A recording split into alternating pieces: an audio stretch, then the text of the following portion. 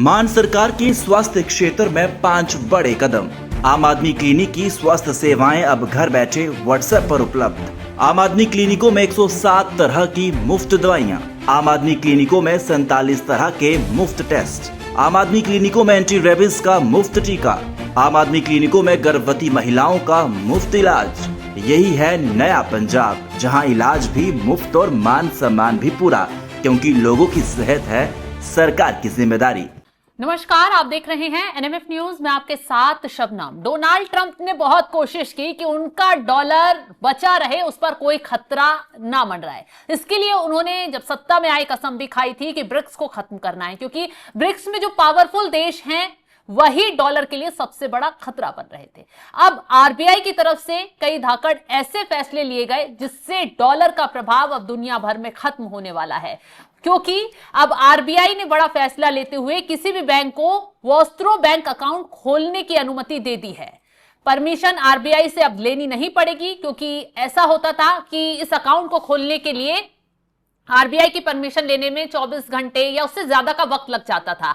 अब इस अकाउंट के जरिए जो बाहरी देश हैं वो अपनी करेंसी में व्यापार कर सकते हैं। हालांकि भारत और रूस ऐसा कर भी रहे हैं, लेकिन अब बाकी देशों के लिए भी आरबीआई ने रास्ते खोल दिए हैं। इसी पर चर्चा करेंगे और चर्चा के लिए हमारे साथ जुड़े हुए हैं वरिष्ठ पत्रकार पंकज प्रसून जी। पंकज जी, ये बताइए कि आरबीआई ने जो फैसला लिया है वॉस्ट्रो वाला कि बाकी जो देश हैं अब अपनी करेंसी में व्यापार कर सकते हैं, भारत को उससे कैसे मजबूती मिलेगी और ये अमेरिका के लिए कितना बड़ा झटका है? तो पहले ये बताइए कि वॉस्ट्रो अकाउंट है क्या? नहीं, सबसे पहले तो ये समझिए कि व्यापार होता कैसे। हाँ। जैसे हम एक लाइन में बोल देते हैं कि भारतीय रुपीज में व्यापार करेगा रूस, या फिर दुनिया डॉलर में व्यापार करेगी, तो कैसे क्या होगा? हम कोई सामान मंगाएंगे और यहां से जाके डॉलर हाथ में रखेंगे ट्रंप के, किसको देंगे हम? तो आप समझिए कि इससे पहले अब तक जो सिस्टम चल रहा था उस सिस्टम का नाम था स्विफ्ट। होता यह था कि पूरी दुनिया अमेरिकी डॉलर में व्यापार करती थी, और जितने मूल्य का हमने जैसे सामान बेचा या खरीदा तो वो हमें डॉलर में एक्सचेंज कराना पड़ता था यहाँ के रुपया को, और जो वैल्यू है वही हमें मिलती थी, और उस जाकर उसको हम सामने वाले को पेमेंट कर देते थे। मान लिया कि मैं आपको आसानी से बताता हूं कि भारत और पाकिस्तान के बीच $100 का व्यापार है। हमने वहां से कपास मंगाया, लेकिन हम $100 कैसे देंगे? हम यहां से क्या करेंगे? रुपीज में पेमेंट करेंगे, वो एक्सचेंज होके उतने में उसका वैल्यू होगा, और वो जाके पाकिस्तान में क्रेडिट होगा और वो पाकिस्तानी रुपए में आएगा। ये जो सिस्टम है इसको हम स्विफ्ट सिस्टम कहते थे। हालांकि पाकिस्तान के साथ फायदा होता था, कुछ परसेंटेज वाला सिस्टम। अमेरिका परसेंटेज था उसमें। अमेरिका को होता यह था कि दुनिया में कहीं भी कोई व्यापार करे तो उसका कट मनी या कमीशन या एक्सचेंज का जो ये प्रोसेस है उसके लिए अमेरिका को पैसे मिलते थे बिना मेहनत किए। एक अनुमान, कुछ नहीं करना है उसको, वो घर बैठे पैसे कमा रहा है। उसको ना कुछ बेचना है ना खरीदना है, उसका बस आ रहा है कमीशन। अब इसी साल का अनुमान है कि जो ग्लोबल साउथ जितना व्यापार करते हैं ना, अमेरिका सिर्फ एक्सचेंज से $10 ट्रिलियन कमा रहा था, सिर्फ एक्सचेंज से, और उसे कुछ नहीं करना। भारत की टोटल अर्थव्यवस्था भी $3-4 ट्रिलियन है। सिर्फ चाइना और अमेरिका की अर्थव्यवस्था इससे ज्यादा है। तो अमेरिका बिना कुछ किए सिर्फ डॉलर में चूंकि दुनिया व्यापार कर रही है, इसकी वजह से वो सुपर पावर बना हुआ है। अब जब ब्रिक्स देश बने तो इन्होंने कहा कि अगर अमेरिका के सुपरमैसी को या उसके वर्चस्व को तोड़ना है तो सबसे पहले तो डॉलर में व्यापार बंद करना हो। कुछ ऐसा सिस्टम डेवलप किया जाए, फाइनेंशियल सिस्टम, कि हम आपस में व्यापार करें लेकिन उसको बिना बेफिजूल का फायदा नहीं हो। तो सबसे पहले ये भारत के साथ शुरू किया रशिया ने, और रशिया के साथ जो सिस्टम शुरू हुआ भारत का, उसी को कहते हैं वॉस्त्रो बैंक अकाउंट। वो रूबल में करेगा, हम रुपया में करेंगे, लेकिन होगा कैसे? तो पहले क्या कहता, वॉस्त्रो बैंक अकाउंट कैसा होता था कि भारत में कोई बैंक है, मान लिया कि स्टेट बैंक ऑफ इंडिया या बैंक ऑफ इंडिया या पंजाब नेशनल, कोई भी है। अब रशिया की कोई कंपनी ने यहां अकाउंट खोल दिया, ठीक है। भारत क्या करेगा कि अगर मान लिया कि रूस से हमें कच्चा तेल मंगाना है तो हम रशिया के उस कंपनी के उस अकाउंट में पैसे डाल देंगे, यहीं पे रुपए में, जो यहां एसबीआई में खोला हुआ है, हाँ, उतना अमाउंट पे डाल देंगे पैसे। अब वो मान लिया कि हमने $40 का पेट्रोल खरीदा, सपोज, नहीं जैसे माफ कीजिए, मान लिया कि $100 का उसका अकाउंट है और हमने उसके से खरीद किया, तो हम क्या करेंगे, अपना $100 यहां डाल देंगे उसको। अब वो यहीं रखे रहेगा पैसा, कुछ करना नहीं है उसको। कल को जाके रशिया को मान लिया कि भारत से आलू मंगाना है, तो भारत कहेगा कि भैया $40 आलू में खर्च हुआ, तो ठीक है, तुम्हारे बैंक अकाउंट में 100 पड़े हुए हैं ना, उसमें से 40 डिडक्ट कर लो। तो रशिया को कुछ नहीं देना पड़ा, इंडिया को कुछ नहीं देना पड़ा, अभी भी उस अकाउंट में $60 पड़े हुए हैं। पहले क्या होता था, ये अनयूज्ड रह जाते थे, किसका क्या करें, कैसे करें, कुछ समझ में नहीं आता था। अब भारत सरकार ने ये कहा है कि एक काम करो, जो 100 आपके $60 जो पड़े हुए हैं ना, $60 जो पड़ा हुआ है, अब वो चाहो तो भारत के सरकारी सिक्योरिटीज खरीद सकते हो, बॉन्ड खरीद सकते हो, और उसका जब वैल्यू बढ़ेगा तो तुम्हारा भी इनकम बढ़ता जाएगा। तो वो सदुपयोग हो गया।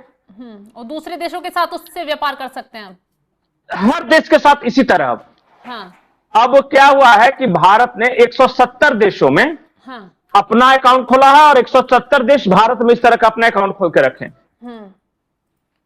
जहां भारत का पैसा उनके बैंकों में पड़ा हुआ है और उनका पैसा भारत के अलग अलग बैंकों में पड़ा हुआ। जब वो सब अपनी ये सिस्टम डेवलप किया, व्यापार शुरू कर देंगे, तो अमेरिका का और डॉलर का क्या होगा फिर?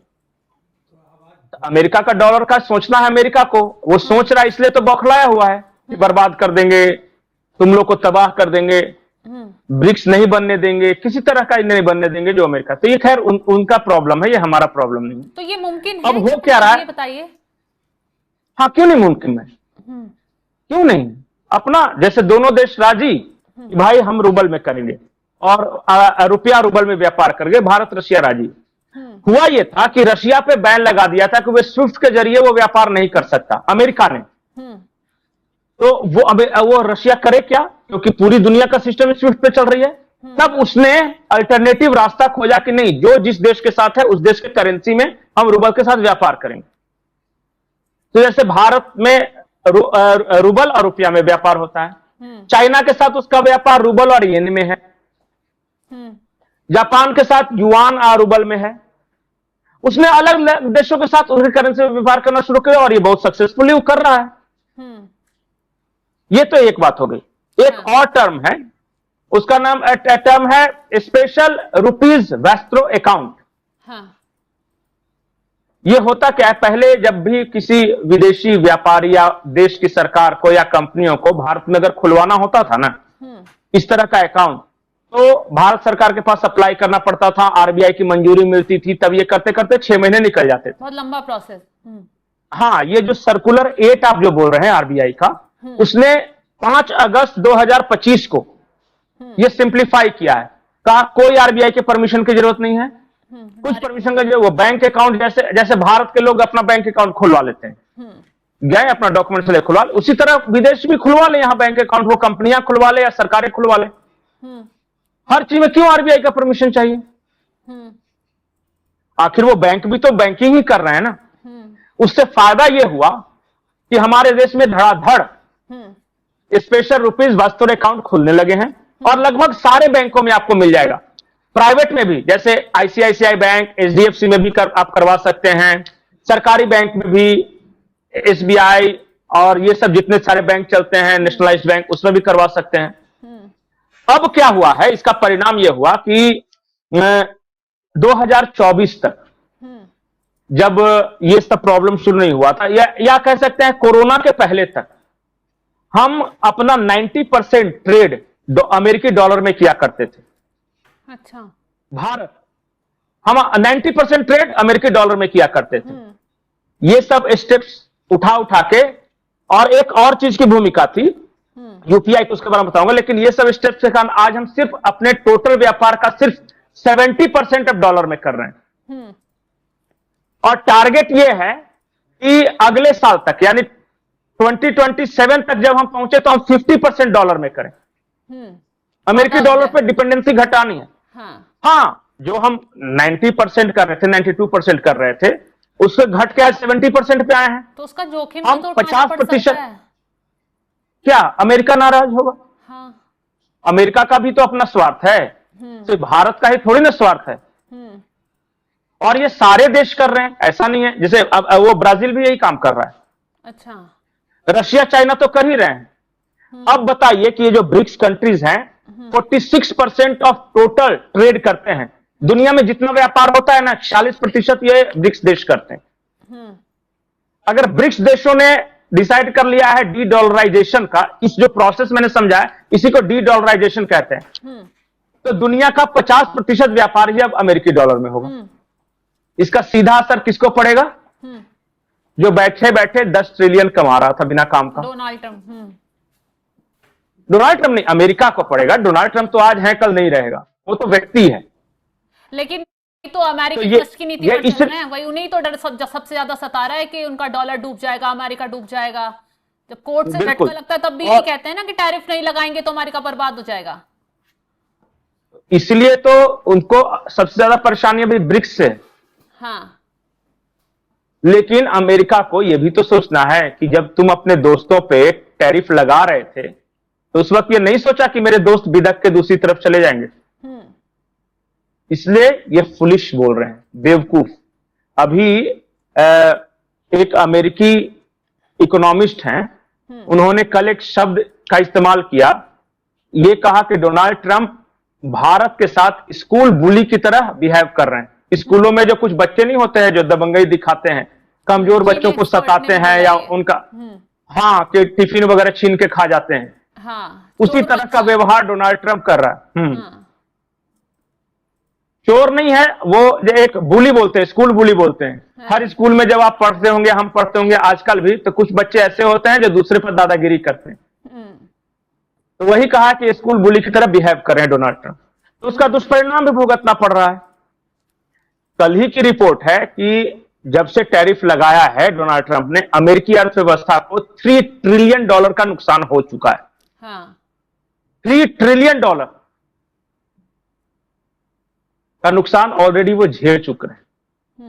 ये अलग बात है कि वो $33 ट्रिलियन की अर्थव्यवस्था है, तो देखिए कहां तक जाता है। लेकिन डी डॉलराइजेशन, हाँ, 26 में शी जिनपिंग भी भारत आ रहे हैं, ब्रिक्स के देश इकट्ठे होंगे, भारत अध्यक्षता करेगा। ये सब तो प्रोसेस है। ये सब तो क्या होता है कि हर साल कहीं ना कहीं बैठक होती रहेगी। इससे पहले रशिया में हुई, तो अभी चाइना में हो रही है, तो अगली बार भारत में होगी, तो सदस्य देशों में कभी साउथ अफ्रीका में होगा, कभी ब्राजील में होगा। इसमें ज्यादा घबराने की जरूरत नहीं है, लेकिन ये चलता रहेगा।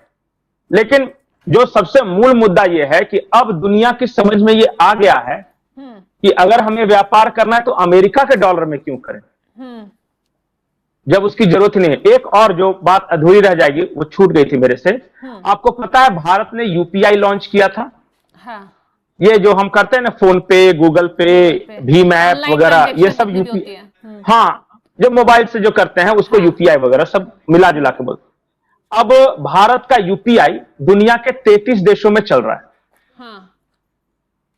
जैसे फ्रांस में चल रहा है, जर्मनी में चल रहा है। जैसे आपको अभी अगर फ्रांस आज घूमना है ना, तो जरूरी नहीं है कि आप यहां से कैश लेके जाए फिर वहां एक्सचेंज कराएं, ऐसा नहीं है। मोबाइल लेके जाइए सिर्फ, ऑनलाइन वो, और वहां भी क्यूआर कोड लगा, हाँ, वहां क्यूआर कोड लगा हुआ है। जैसे यहाँ पे नारियल पानी वाले को स्कैन करते हैं, वहां भी अगर वो पिज्जा खाना है या इटली जाते हैं और इटालियन पिज्जा के शौकीन है, तो वहां जाके स्कैन कर दिए, टुंग से होगा, आपका पेमेंट हो गया। तो उसमें कन्वर्ट, ये अलग बात है कि हाँ, कन्वर्ट का होगा। हाँ। कि वो होगा क्या कि मान लिया कि वहां से $2 का वो कुछ हुआ। हाँ। तो वो क्या होगा ना कि आपका अकाउंट से कट जाएगा 160 रुपए, क्योंकि $1 180 रुपए होता है। इस तरह से वहां की करेंसी के अकॉर्डिंग, वहां के करेंसी के अनुसार एडजस्ट कर चुके हैं। हाँ। ये टेक्नोलॉजी में कर चुका है। तो ये अपने आप में एक फाइनेंशियल मॉडल तो है। पहले कैसे होता था कि जैसे आप जाएं, यहां से पैसे लेके जाएं, तो वहां एयरपोर्ट पे या कहीं पहले एक्सचेंज कराएं और उसको डॉलर मिलेगा, आपको कैश रखने की जरूरत हो। इससे वो जो कट कमीशन का जो पैसा जाता था ना डॉलर अमेरिका के पास, अब वो भारत के यूपीआई के जरिए भारत के पास आ रहा है। चलिए, दुनिया में जहीं कहीं भी लोग आपस में ये करेंगे ना, स्कैन करके वो पेमेंट, वो भारत के पास है। बिल्कुल। तो भारत ये भारत में पता है, ये भारत में यूनिक है। अभी तक अभी जर्मनी के जो लोग आए थे वो कर रहे थे, कैसे कर लेते हो आप लोग, जबकि आपके यहाँ तो न एजुकेशन है, न इतना इंटरनेट कनेक्टिविटी है, मतलब कैसे। यहाँ तो सुनते हैं कि मूंगफली बेचने वाला भी 10 रुपए का सिगरेट लेने वाला, 5 रुपए की चाय पीने वाला, ये कैसे करने रहा है भाई? रिक्शा चालक तक सब यूपीआई। कोई भी इस तरह करे तो वो हैरान रह गए। बोले कि अरे इतना आसान सिस्टम बना दिया है, हर मोबाइल में स्कैनर एक दे दिया है, ऐप डाउनलोड करो, स्कैन करो उससे। बोला यार ये तो बड़ा गजब चीज है। हाँ, ये नहीं होता।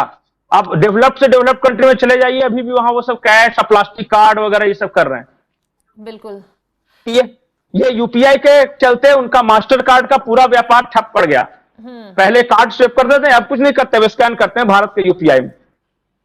तो ये फाइनेंशियल मॉडल है जो कि भारत ने दिखाया है, और अगर हम 33 देशों में सक्सेसफुली इसको इंप्लीमेंट कर पा रहे हैं तो दुनिया भर में इंप्लीमेंट कर सकते हैं। तो जो कट मनी डॉलर के पास जाती थी वो भारत को दे दो यार, क्या दिक्कत है?